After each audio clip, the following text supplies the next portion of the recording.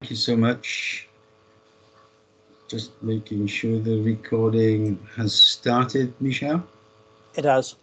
Thank you. Okay, on that basis, good morning, everyone, and thank you for your time this morning.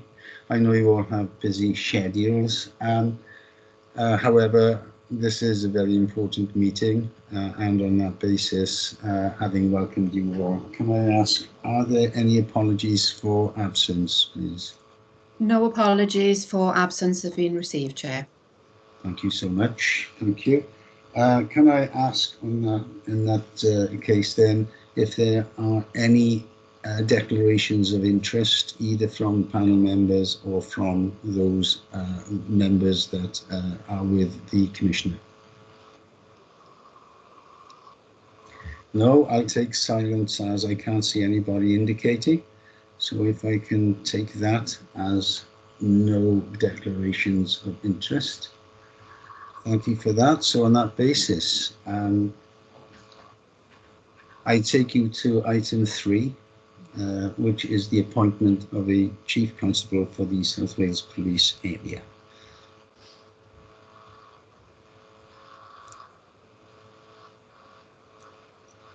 Commissioner, are you going to take this item? Are you going to? Yes, I'm very happy to do so. Am I being heard okay? Fine. Chair? Loud and clear, Commissioner. The first thing to say is, of course, that the vacancy for Chief Constable arises through the appointment of Matt Dukes, our current Chief Constable, as Assistant Commissioner of the Metropolitan Police.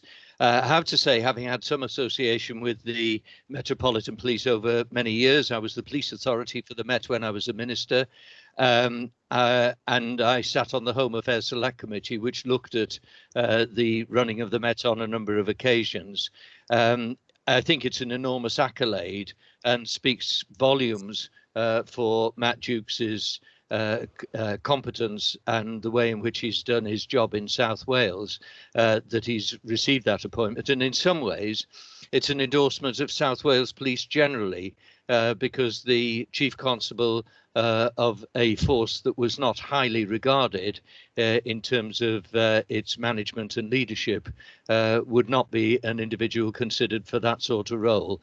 And because it's an important national role, because the Met, whether we like it or not, has an impact on the whole of the UK, it's a very significant development. So I'm sure the panel would want to join me in congratulating Matt Dukes on the appointment, which he will take up next Monday.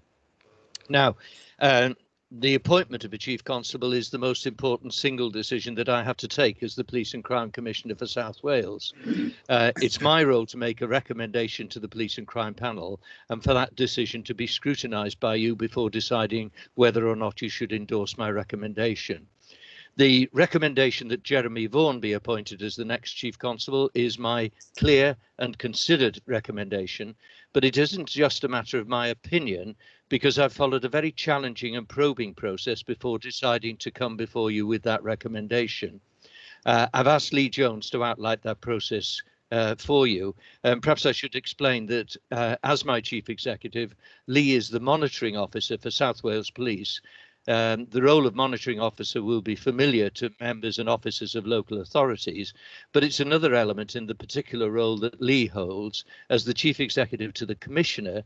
He isn't just the monitoring officer for the Commissioner, but for everything that's done in the powers and authority of both the Commissioner and the Chief Constable, who are the two corporations sole established in the Police Reform Act of 2011. Jill Lewis is the independent member who we asked to oversee the process, and she will introduce her report. Emma Wools, as my deputy, has taken part in the whole process and will give a brief comment on that experience.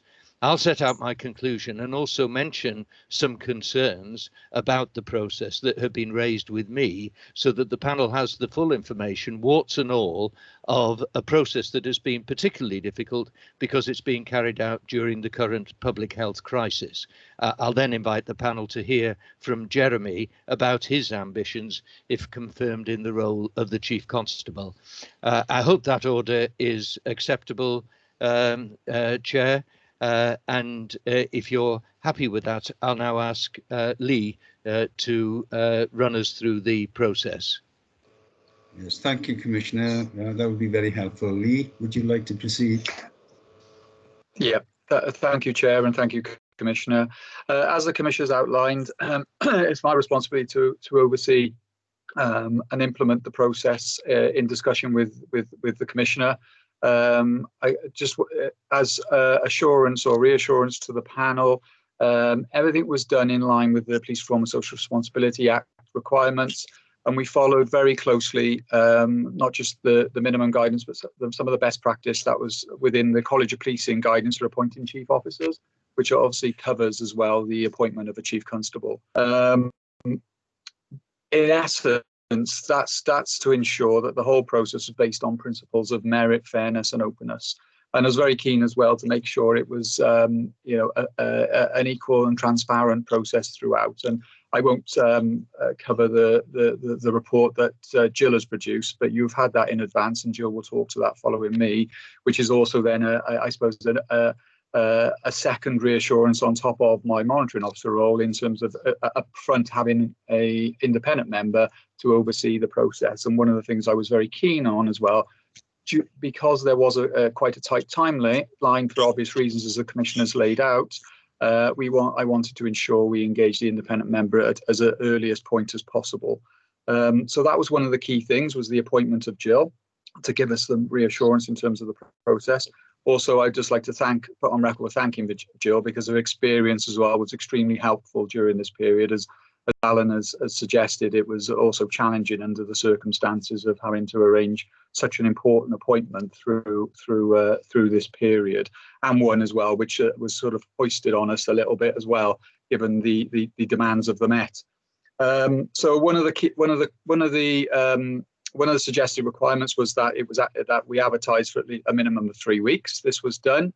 It did require, of course, the development of a comprehensive job pack, which also was translated, as well as a clear advert as well, both of which have been provided to you in advance of this meeting, so you can see the level of detail that went into the information that went out to candidates. We had a 3-week window. We had to ensure that everything complied with the relevant legislation, and that includes the Equalities Act and the Data Protection Act as well. And again, guidance was produced for all of those members who were involved in the recruitment process to ensure compliance with both the guidance and any relevant legislation. And a briefing pack was provided for the interview panel as well prior to the interviews.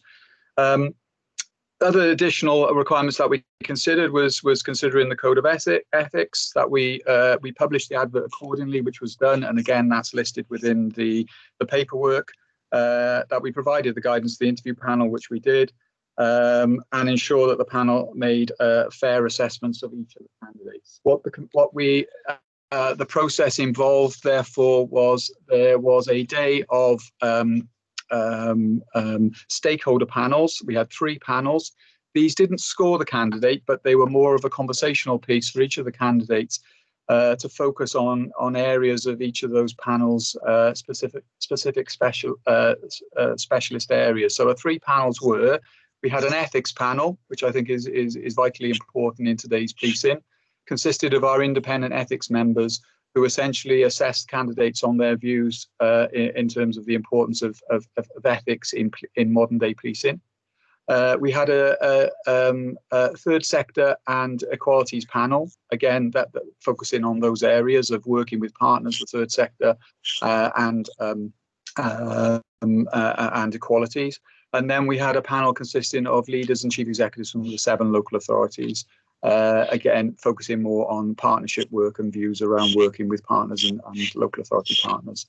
Each of those panels, although they didn't score, we asked them to assess and gather their views on how well they thought each candidate performed, and a view on the level of answers for each of those panels. We then had the main interview panel, which is a competency-based Q&A session with each of the candidates. The feedback from the stakeholder panels was provided after the interview panel had assessed each of the candidates and done both their independent and collective scoring. Again, as I stated, this was done on a competency basis. I'm sure you're all well aware of that, and each candidate was scored accordingly. The results of which Jill will refer to from when she assesses her report, but ultimately there was a unanimous decision in favour of the successful candidate. Obviously, all of that was collated, and hence we also arranged for this meeting to be in place for you to be aware of that process.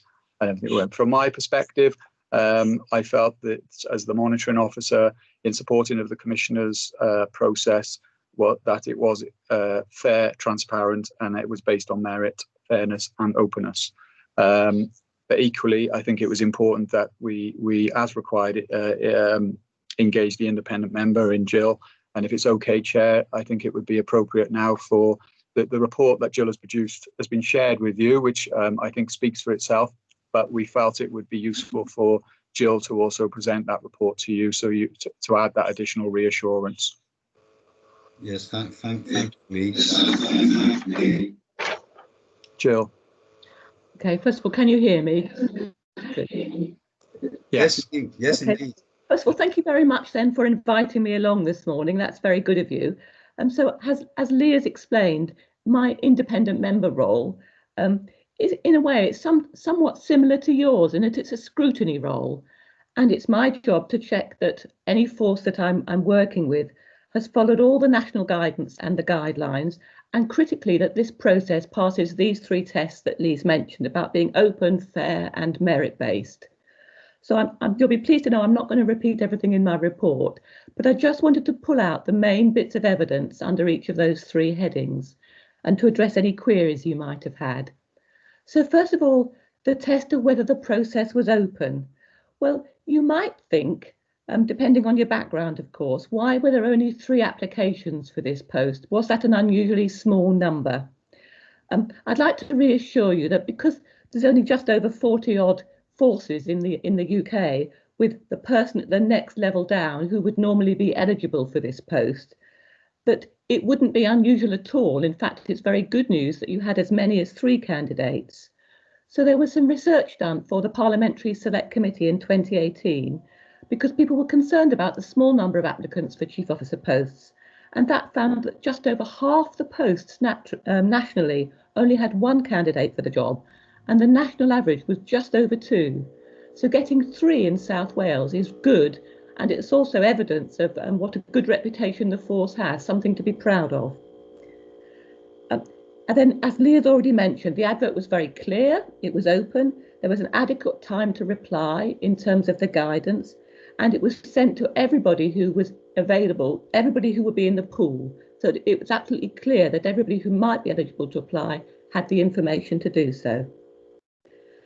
I think particularly in a case where an internal applicant has been recommended, you might ask yourself, so was the decision itself open or was it decided in advance? And again, I can reassure you on that. Because of these 3 stakeholder panels, plus the final interview panels, I think we actually had something like 25 different pairs of eyes looking at all the candidates. And it'd be very reassuring for you to know that all of those panels had a unanimous view. That's quite unusual to have such a unanimous view from 25 people. So again, I think that's very reassuring. It was a really open discussion. And I think another interesting point is at the final panel, after we'd spoken to each candidate, the PCC asked all the other stakeholders to give their views first, and he only spoke last. Again, I think that's very good practice, because it could be the case that, for example, you had a very strong PCC who'd made up his mind, gave his view first, then other people felt they had to go along with him. So here's, I think, more evidence here about how open the Commissioner was in really wanting to take other people's views on board. He needs credit for that. You might also ask, was the process fair between candidates?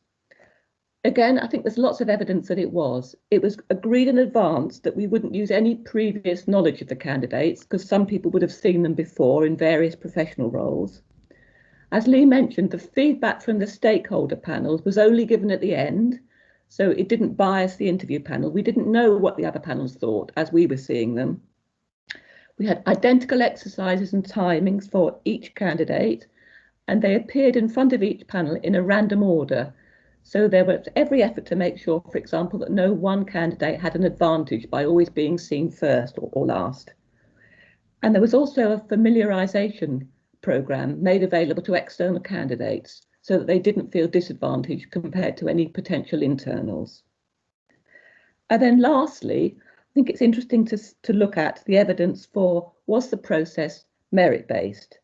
For example, was it based on personality or was it based on merit? So that would be objective external criteria. Again, I can reassure you on this, because right from the outset in the original application pack, the assessment criteria were clearly set out and they were in line with the nationally set competencies. In the individual interview, each panel member scored privately so that we weren't biased by each other's views, and then we pooled individual scores at the end. And again, they were unanimous in their ordering of the candidates. We agreed minimal acceptable scores in advance, and it was noted that the commissioner will be willing not to appoint if the candidates didn't meet those minimum scores. So it was very clear that he wasn't willing to accept lower standards because there were 3 applicants. So I can reassure you that the whole process assiduously followed the national guidance and the circulars, that the panel were very skilled at identifying the evidence. There was a robust discussion and there was unanimous agreement throughout about who was the highest scoring candidate.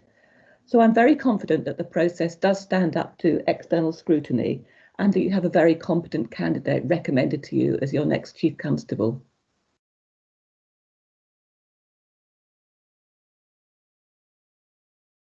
Emma?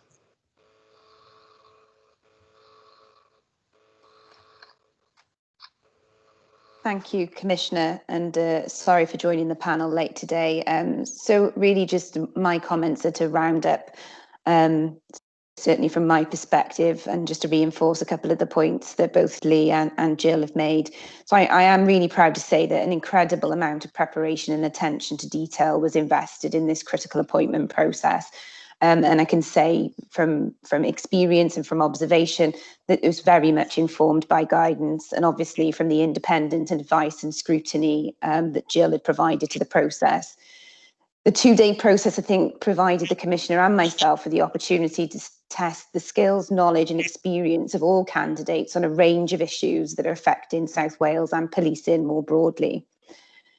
As observers to the 3 stakeholder panels in particular, this gave myself and the Commissioner an opportunity to capture perspectives and views from a range of different partners on the 3 candidates, which Jill has already commented on, in that we're particularly consistent in their feedback on all 3. The final selection panel, I'm proud to say, was very diverse in its makeup, in my view, and a selection of senior leaders, both operating at a South Wales and a Wales level. I felt that the actual process in reflecting and moderating on evidence and answers was very well led and guided by Jill's input. It provided opportunity for independent scoring and provided all panel members with ample space to express their views where there may have been slight differences of opinion or perspective. Again, I'd just like to reiterate that out of those 4 panels, all partners gave a consensus view in terms of their perspectives and assessment of the evidence provided by all 3 candidates, which really leads me to believe that I am absolutely confident in the selection that the Commissioner has made and presents to you today, and that we have followed through a very fair, open and merit-based process. Thank you. Thanks very much indeed, Emma. If I can come to the recommendation, as I say, we started with interviewing 3 very credible candidates, and as Jill has said, that's quite unusual because of the small pool of people qualified and experienced to take up this type of role. So it was a genuine competition. Having heard the reaction of all 3 panels who met the candidates on the Wednesday, and the response of each candidate to the formal interview on the Friday, there is absolutely no doubt in my mind that the process has shown Jeremy Vaughan to be the right person to take on the role of Chief Constable, and I have absolute confidence in recommending him as the person to take on that role. I said that I'd outline a little more about the process, concerns that have been raised with me about the process we followed, so let me just deal with that before you hear from Jeremy.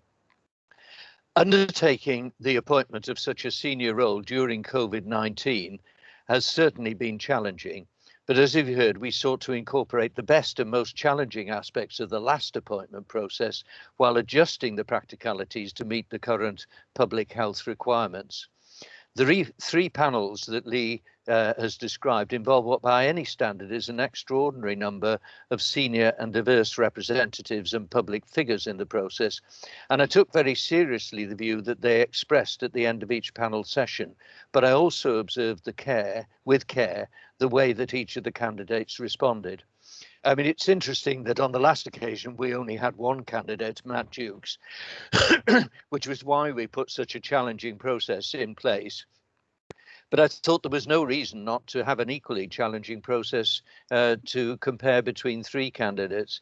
And the three panels were particularly interesting. The ethics panel that came first was quite clinical and challenging, as they had been on the last occasion. The range of partners in the second panel demonstrates what a senior police officer has to cope with nowadays in terms of understanding the communities that are policed. And of course, the local government panel reflects the fact, as we've discovered even more during COVID-19, that local government is the essential partner for the police in undertaking policing in the area. And both national and local government representatives were involved in the final panel. And again, I listened and observed before expressing my view. I think Jill will confirm that she had to remind me to give my view on a couple of occasions because I was so keen to hear the objective views of the other panel members.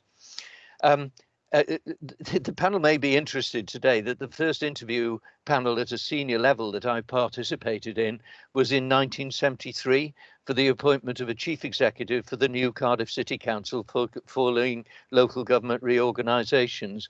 And I've had many, many other experiences since.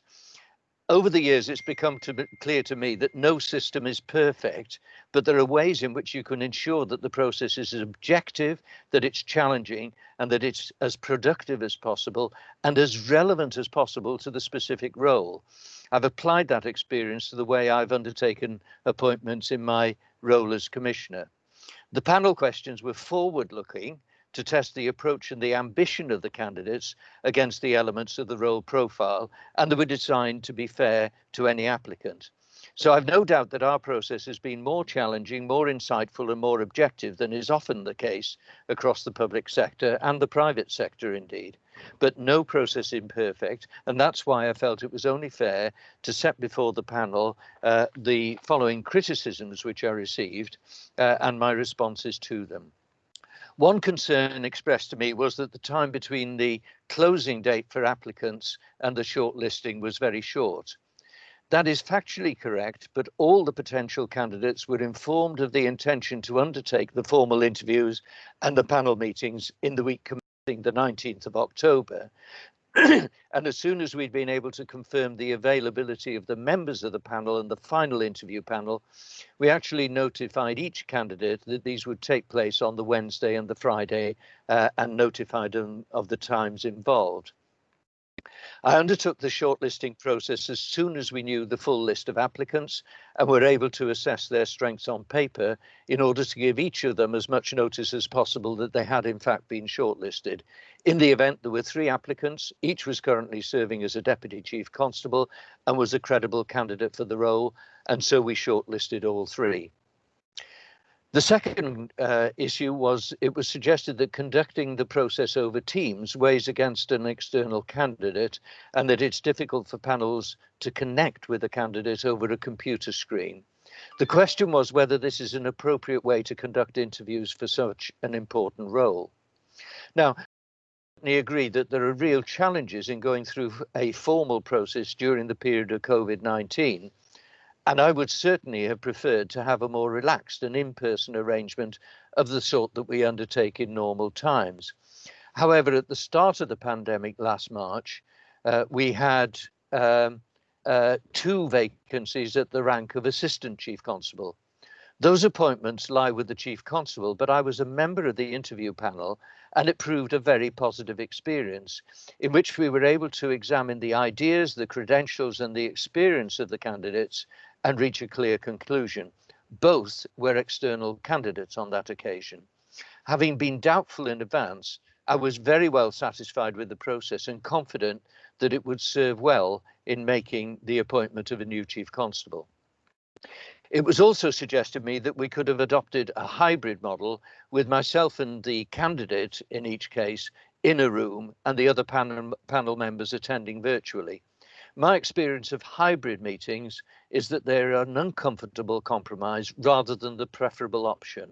Knowing the immense pressure that everybody is under during the current emergency, I was also concerned about whether we would have the high level of engagement that has been the hallmark of our process in South Wales. In the event, the commitment that we received from a range of individuals was outstanding, and this reinforces my belief that we adopted the right approach. There was also some objection to the fact that the third of the 3 panels on the Wednesday had to be squeezed into a shorter period than had been planned. In the event, there was only 25 minutes for each candidate, and it was suggested that this might be unfair to external candidates. This was indeed unfortunate, but what happened was that a session that was meant to go on until 7 p.m. was affected on the day by the decision of a Welsh Government minister to call a meeting related to COVID-19. The leaders who intended to be members of that panel would have had to leave by 6 p.m. or withdraw completely from the panel. Neither option was a comfortable one, and I had no doubt that the meeting called by the minister was essential and that leaders would have been right to give it their top priority.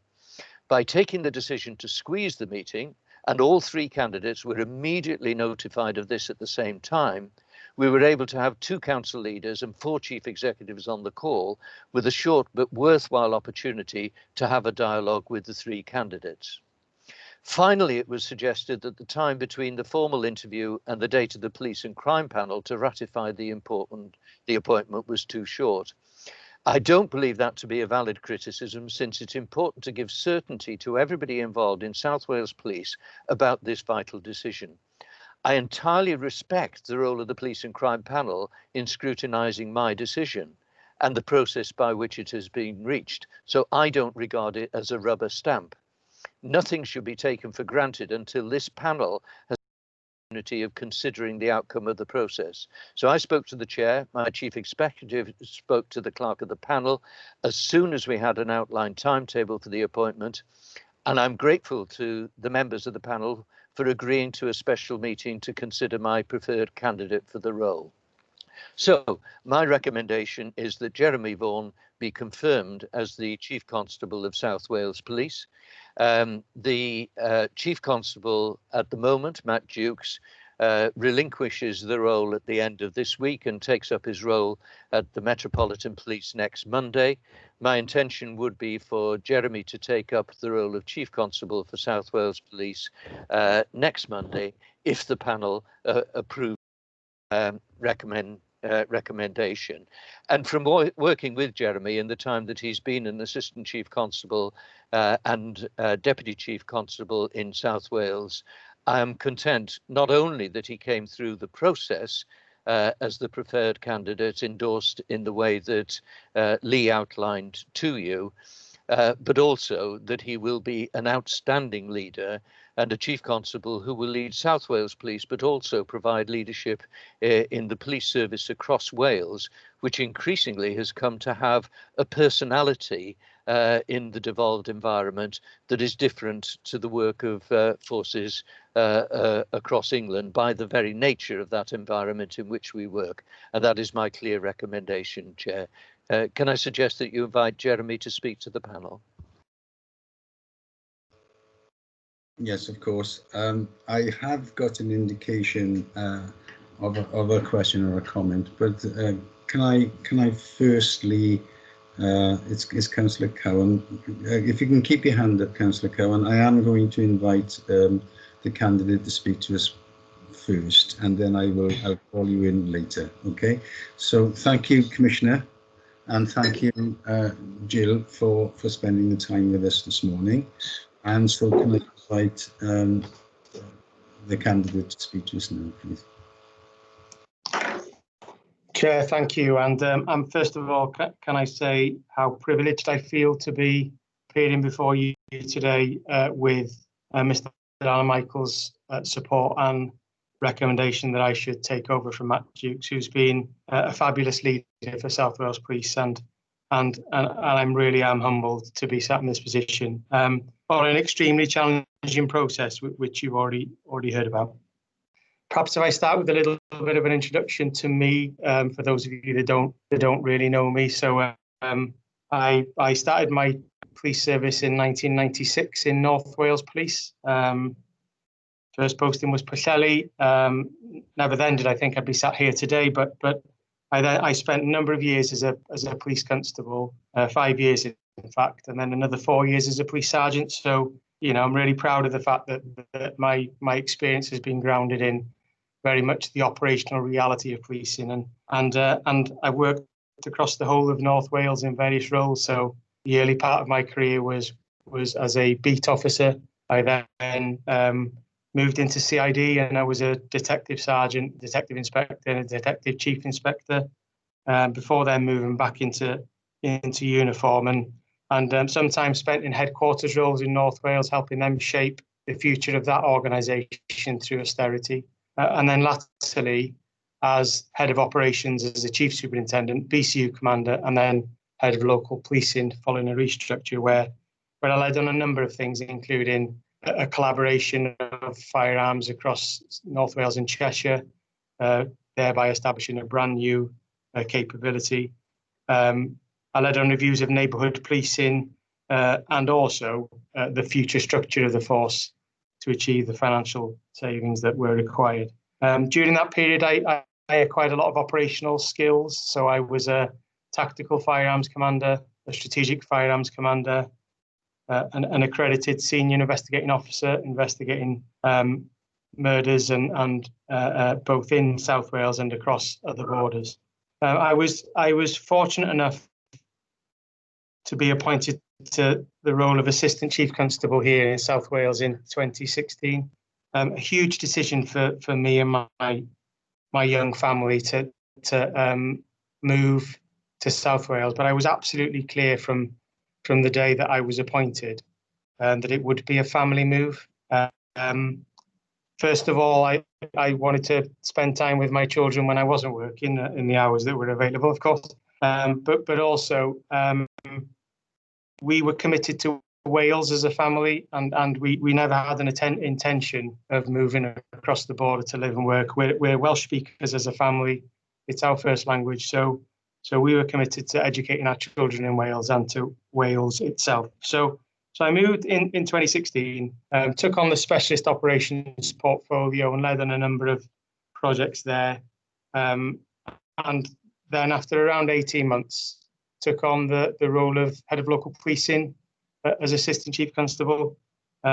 Importantly, that role is a substantial role for us as an organisation. That you've got oversight of over 2,500 people, and as a consequence of that, you actually have got responsibility for more people than many forces in England and Wales. So that in itself was a big job and a big role. And during that period as Assistant Chief Constable across two portfolios, I also was, for the 3 years, the appropriate authority for the force. So it was me that made decisions around professional standards, around suspensions, around dismissals and so on, and what matters should be taken to an independent panel for consideration. So, and in that role, I ended up doing quite a lot for other forces because I was seen as somebody who was quite a clear decision maker in that role. So I did some independent reviews for Avon and Somerset, for Staffordshire Police, for Dyfed-Powys Police, to name but a few.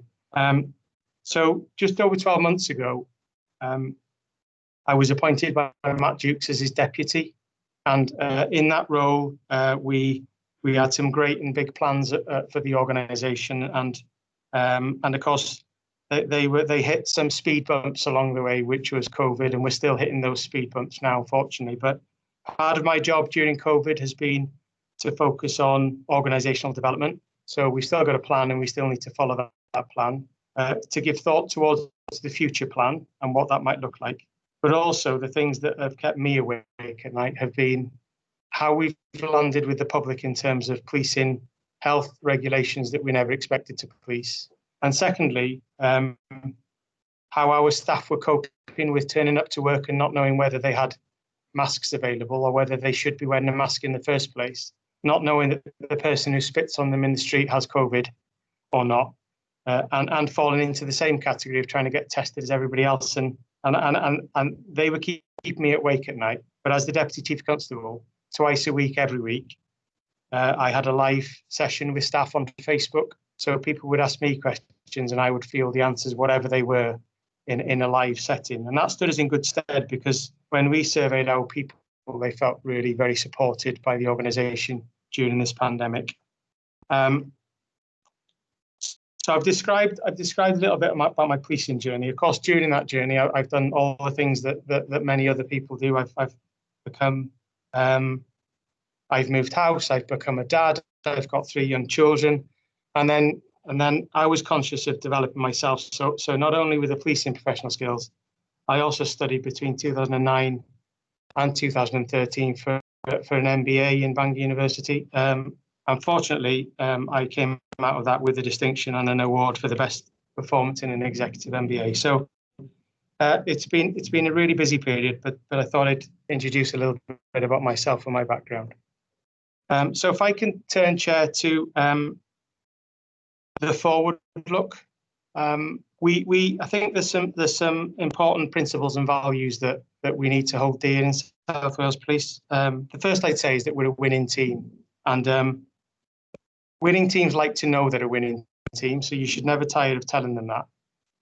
But also, I think what that means is that we need to lever the best in us, and not hugely radically change the way that we've been delivering the service we've been delivering. Now, there is some improvements to be made, and I'll come on to them in a minute.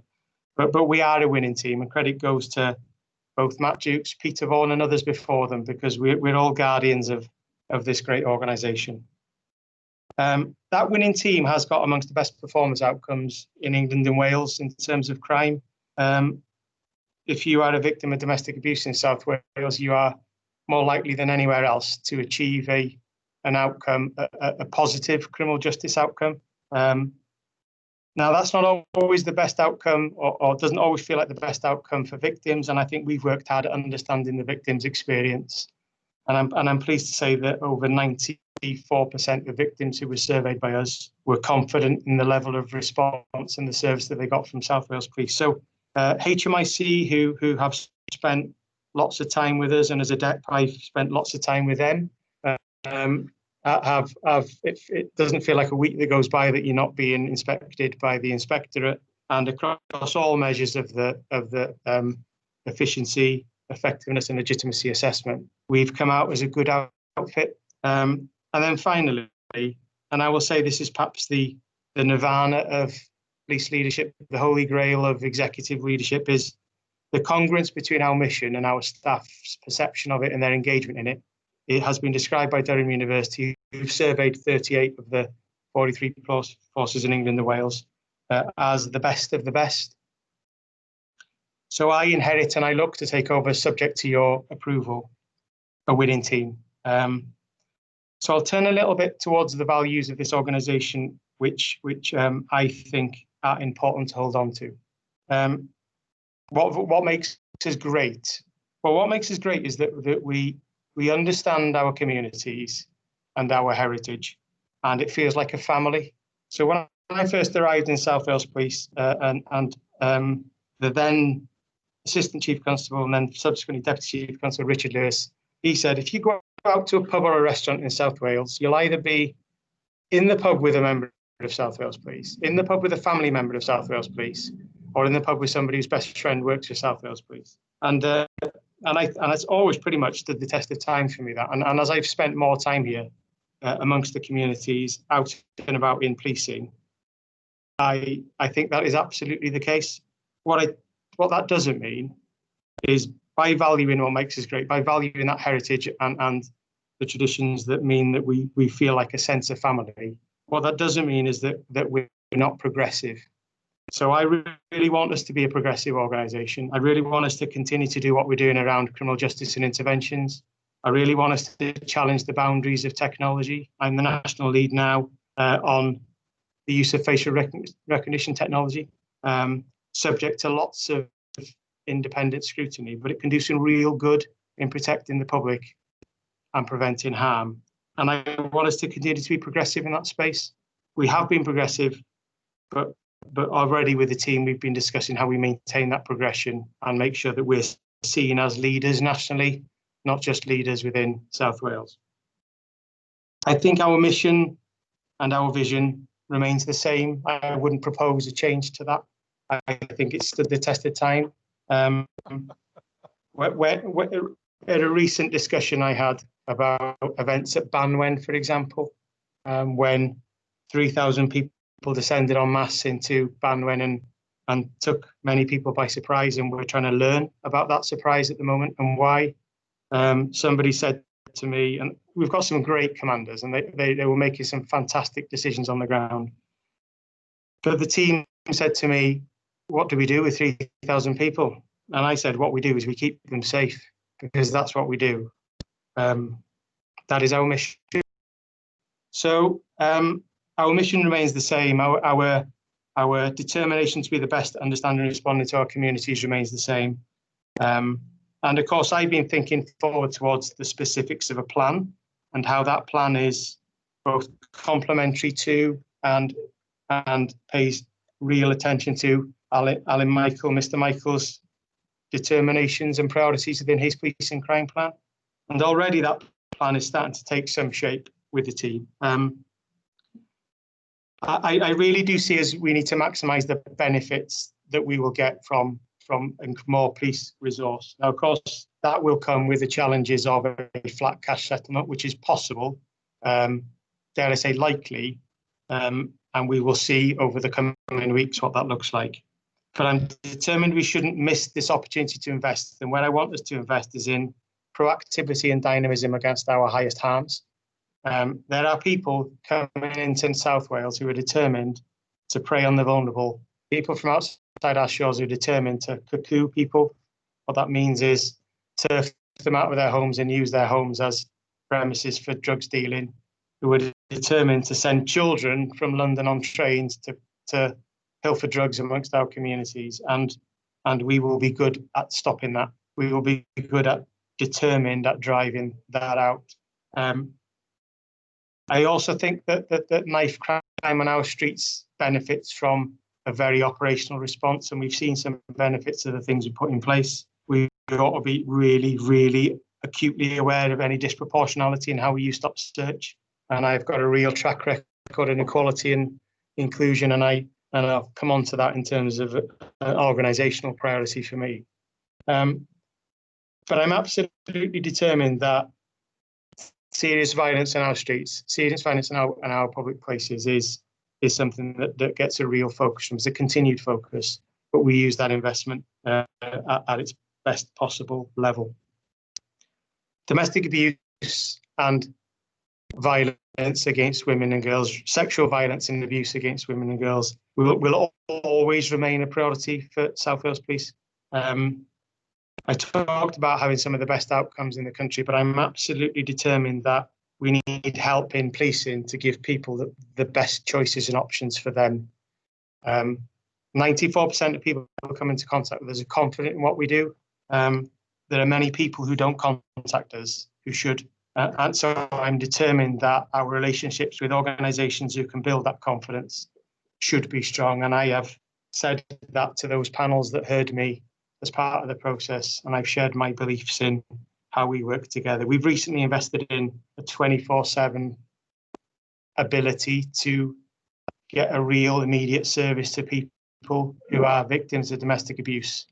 And I am determined that we build on that, and survivors can be real powerful advocates of people's options, people's life choices, people's experiences, and they might not always make the best choices. Me might not always get it right, but we'll continue trying as hard as we can. I talked about dynamism against high harms, and my balance to that is, so whilst I talked about being tough against drug dealers, people queuing up to buy their drugs need help. The justice service is not always the best avenue for that help. Arresting them, taking their money off them, putting them in a cell is not always the best option for them. So we've been working through the Area Planning Board over in the West and with Public Health Wales on rethinking how we provide interventions.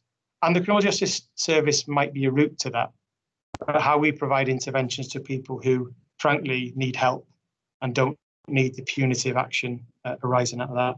I'm the national lead for Wales on Early Action Together, and I will keep that as the Chief Constable until we land with the Welsh Government a clear set of proposals and recommendations which sets out what we think the shape of early intervention services should look like in Wales.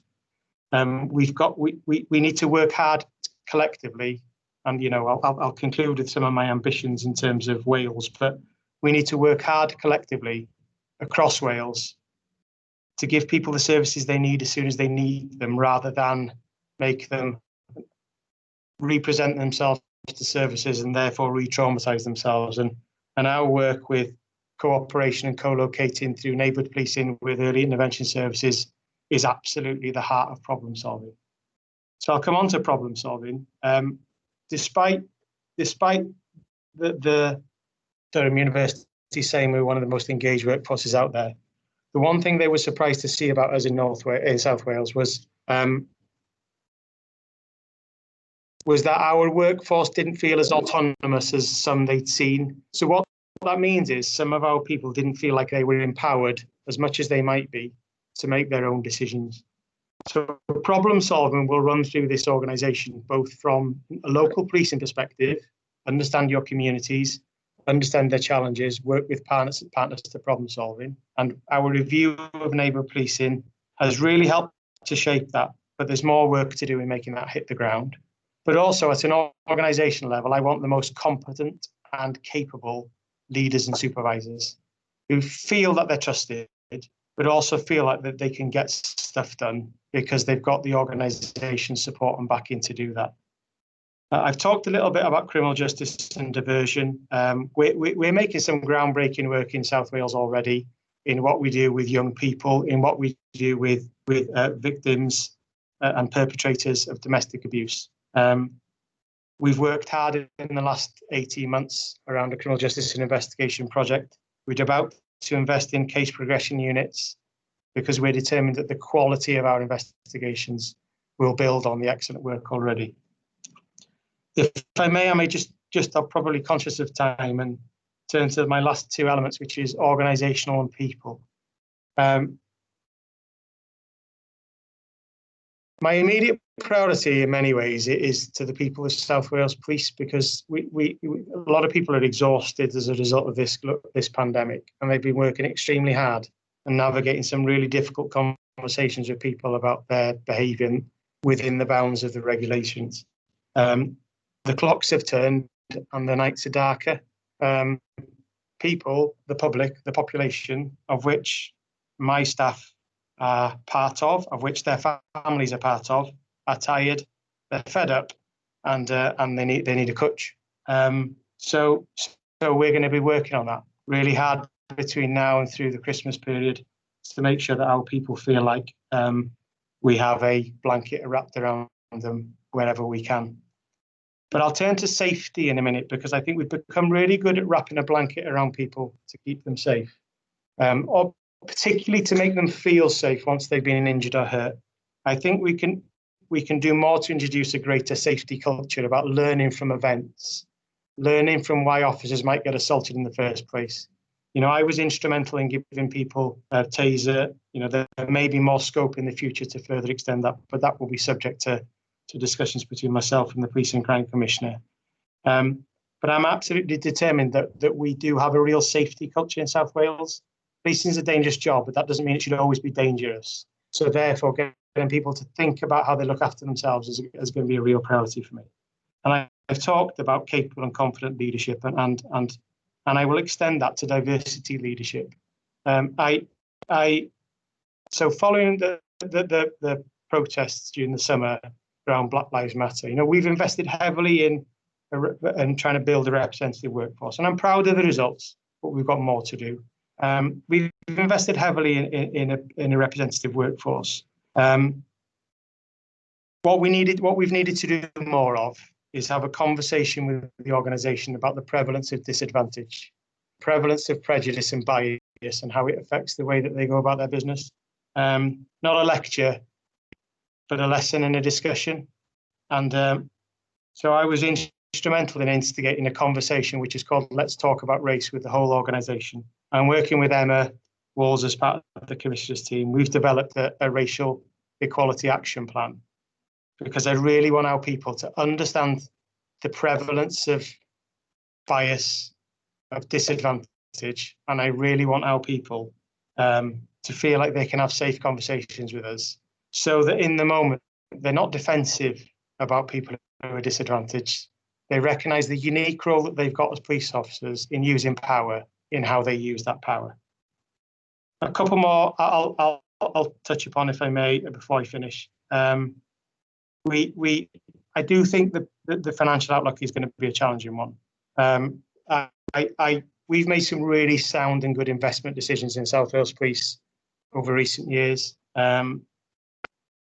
Some of the decisions we've made have both led to better risk management, but also fewer deployments. And I think there's some productivity there that we need to get sharper at capturing and reinvesting. So if I've taken 2,000 missing children incidents out of policing because I've, in a way, held private care homes to account more for their responsibilities, I need to know where I'm pointing the extra capacity of those 2,000 people towards in terms of our policing plan. I think this recent period has probably taught us a bit about agility. I think there will be opportunities for me to be clearer with Mr. Michael on what the operational requirement is from the estate. Our people can be and have demonstrated that they're more agile. Fortunately, because of good investment decisions, we were in a place to make them agile because everybody had laptops, everybody had good mobile technology and stuff. So we've really kept the business running during this difficult period. And I want us to be like us, but a bit pacier when it comes to change and it comes to being lean in our thinking around change. So what will come with Uplift inevitably is a sense of people thinking that actually there's lots of more money in the system because you're getting more people in. That's simply not going to be the case. So change programs need to be underpinned with a desire to be really lean in the way that we think about how we deliver services, particularly the non-uniform, the non-operational services. And the final 2 points is around being data-led and being digital, not analog. We get 1.3 million calls for service a year. I think with the introduction of a single online home and the introduction of much more digital-led engagement with the organisation, we can be more efficient in giving people access to us than we are at the moment. It's still quite analog in many places. What I will say is that our public service centre delivers the best performance, amongst the best performance in any public service centre out there in policing. We get to 999 calls in a way that nobody else gets to, and that is because our priority is to deliver the emergency service fundamentally, and we get to people in need when they need us. But I think some of our work can be more digital in our engagement with the public, particularly at that first point of contact. So that is a canter through what I would see the future looking like in terms of the plan. I hope I've not been overly verbose, but I thought it was important for you to have a sense of what I felt was important. And finally, I'll close on probably 3 things. First is, in part, I'm here because I understand Wales, and I've now pounded the beat in 2/3 of its population. I've been attending incidents of all sorts of different shapes and sizes amongst all sorts of different communities across Wales. So I understand its people. I understand the communities. I also understand its politics. I understand devolution, and I understand what it means to be part of something bigger than policing in Wales. I'm very ambitious for Wales. I think we're often one step away from influencing the shape of policy frameworks in Wales, and so I see myself, and I've always seen myself as both a leader of policing but a leader of public services in Wales, and I think that's an important thing to keep close and keep there. And the fine point is I'm not intending leaving. So you know, Wales has been my life, and it will continue to be so in policing. So I'm sticking around for quite a while, subject, of course, to your endorsement. Thank you.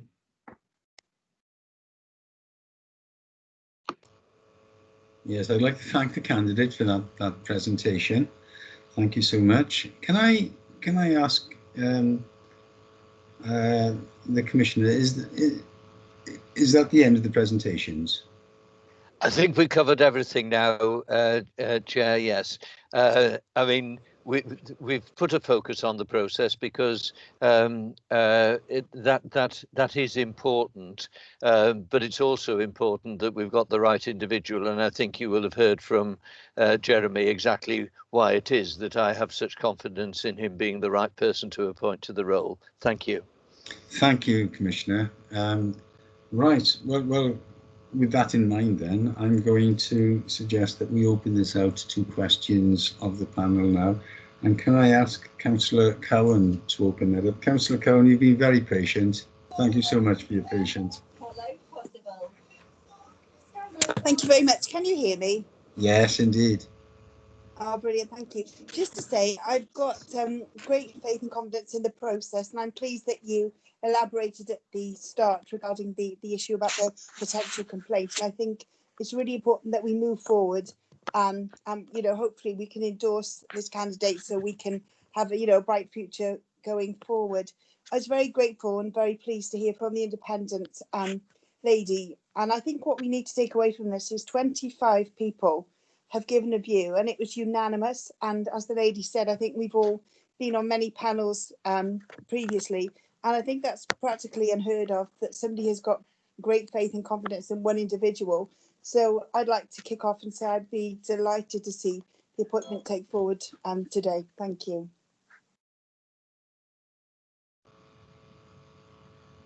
Thank you, Councillor. So we are still open for questions or comments. I have no indications at the moment that anybody wishes to ask a question or make a comment. Chair, could I cut question, please? Ah, yes, indeed. Please carry on. Okay. Thank you, Chair. Good morning, Jeremy. Delighted to see you in that seat there in front of me. Can I just say I agree with Jane. I think the process has been spot on. I think the protocols were spot on. And I'm sure in the goodness of time, I'll give my comments to the rest of the panel on the person selected in front of us to appear. I'd just like to know, Jeremy, thank you for your presentation.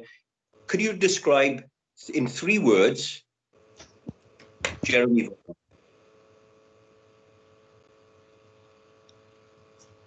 Just 3 words to describe. Sorry, you broke up then. Is that 3 words, Jeremy Vaughan? Just describe Jeremy Vaughan in 3 words for me, please. So, determined, passionate, and privileged. Thank you very much, Jeremy. Thank you very much. Thank you, Mel. I was wondering if you were going to say, Jeremy, after the presentation, not going anywhere, but staying with us. Okay, I haven't got anybody else who wishes to speak or to make a comment. So on that basis, I would suggest that this part of the meeting is concluded. And Ian Fox to interrupt. Yeah. Sorry? Ian Fox has a question. Oh, sorry, Ian. I can see your hand now. Thank you. I do apologise. Please carry on.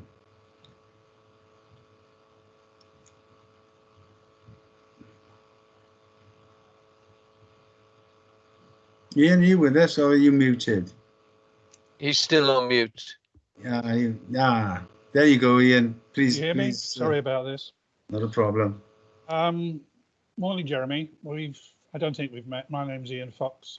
My background, probation, prisons, MOJ, Home Office. 2 questions. Relationships with courts in Wales. What is your vision of your relationships with magistrates and judges? Second question is, I would ask this, wouldn't I? The probation service in Wales.